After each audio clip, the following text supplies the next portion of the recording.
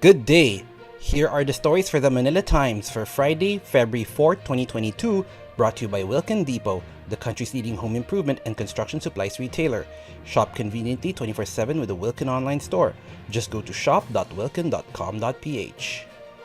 A petition to stop the vaccination against COVID-19 of 5 to 11-year-olds was filed on Thursday before a Quezon City Regional Trial Court by the Public Attorney's Office.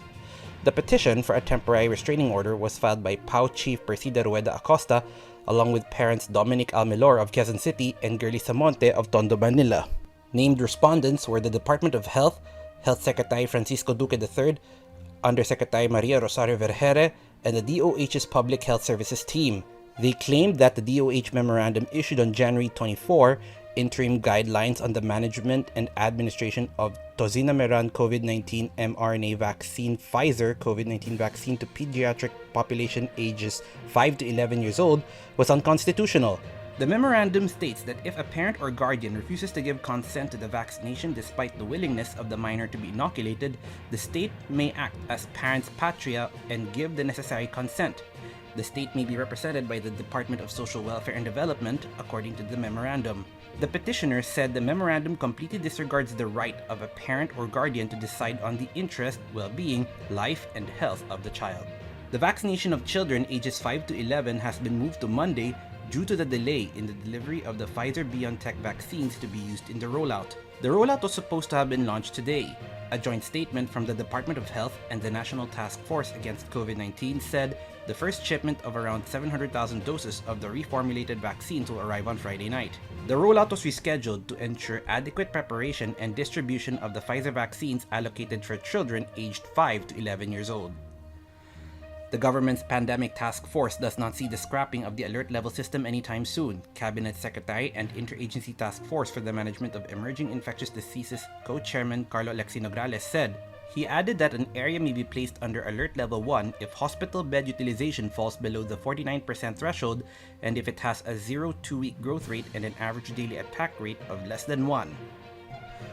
The government has expanded its program to use drugstores as COVID-19 vaccination centers to Cebu City. Vaccine czar Carlito Galvez Jr. and the local government of Cebu launched the country's first Res Vacuna sa Botica drugstore at the Rose Pharmacy on Wednesday. In its remarks, Galvez said the program is part of the government's plan to devolve the vaccination function to the local government units and the commercialization of the COVID-19 jabs.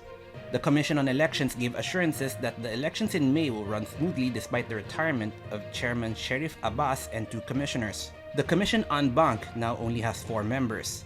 COMELEC spokesman James Jimenez gave the assurance on Wednesday, even as he admitted the real challenge is the disposal of pending cases, among other matters, that need the collective decision of the en banc.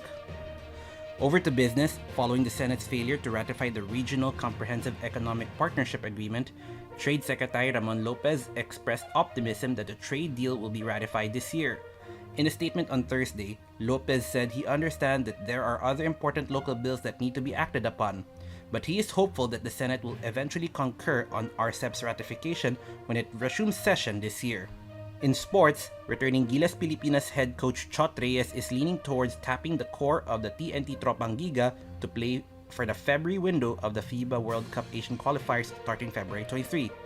However, available members of the young squad who previously played for the national team in the FIBA Asia Cup qualifiers and the Olympic qualifying tournament can still make the squad, according to Samahang Basketball ng Pilipinas President Al Panlilio.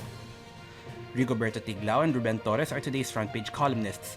Tiglao republishes a column that discusses a company involved in the overthrow of a former Ukrainian president, while Torres discusses the current tensions in the said country. Today's editorial discusses the developments in Myanmar. Read a full version on the paper's opinion section or listen to the Voice of the Times.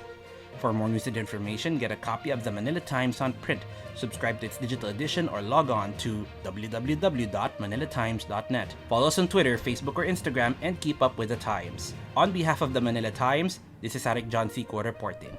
Have a safe Friday ahead.